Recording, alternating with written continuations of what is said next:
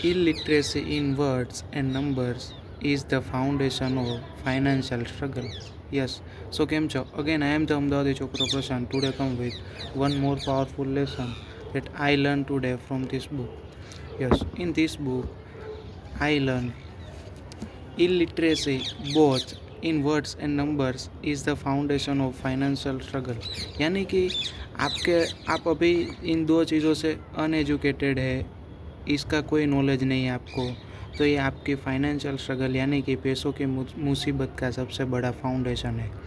Words and numbers, for example बात करते हैं वर्ड्स के, तो asset versus liability. Asset means कि आप कितने आप पैसों से ऊपर है, एंड लायबिलिटी मीन्स पैसा आपसे ऊपर है यानी कि आपके ऊपर कितना कर्जा है। और असेट यानी कि कोई ऐसी चीज़ आपके पास है जो आपको पैसा कमा करके दे रही है। दूसरी चीज़ जैसे कि नो कॉस्ट ईएमआई, आप कोई भी चीज़ परचेज करेंगे तो वहाँ पर बोर्ड लिखा होगा नो कॉस्ट ईएमआई, बट वो हिडन चार्जेस लेते हैं जो कि है प्रोसेसिंग चार्जेस और फाइल चार्जेस, ऐसा बोल करके आपको वो चार्जेस लेते हैं। वो क्या होगा, एक टाइप का इंटरेस्ट हो गया, बट बहुत सारे लोग वो समझ ही नहीं पाते हैं। दूसरी चीज़ हो गई वर्ड्स यानी कि जैसे कि हमने वर्ड्स समझ लिया, अभी आ गई है नंबर्स की बारी।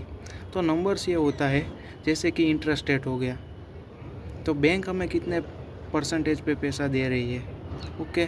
बैंक्स एफडी पे कितने परसेंटेज दे रही है हमें रिटर्न। रेपो रेट जैसे कि आरबीआई बैंक्स को कितने परसेंटेज पे पैसा देती है, तो वो हो गया रेपो रेट्स। वो सारे फॉर एग्जांपल है इन्फ्लेशन रेट, तो ये सारे हो गए नंबर्स। वो नंबर्स में काउंट, फॉर एग्जांपल 6%, 7%, 4%। तो ये सारी चीज़ें हमें समझनी पड़ेगी। फॉर एग्जांपल आपको वर्ड्स की लिटरेसी नहीं होगी, अगर आपको वर्ड्स का नॉलेज नहीं होगा, लोग आपको मूर्ख बनाते रहेंगे, आपको इंटरेस्ट में चीज़ बेचते रहेंगे। और अगर आपको नंबर्स की नॉलेज रहेगी तो आप उस चीज़ को कहाँ पे आप अपना पैसा लगाए, ओके, वो आपको मालूम पड़ेगा। Thank you. जो आपको ये चीज़ पता थी या नहीं थी, कमेंट ज़रूर करिएगा।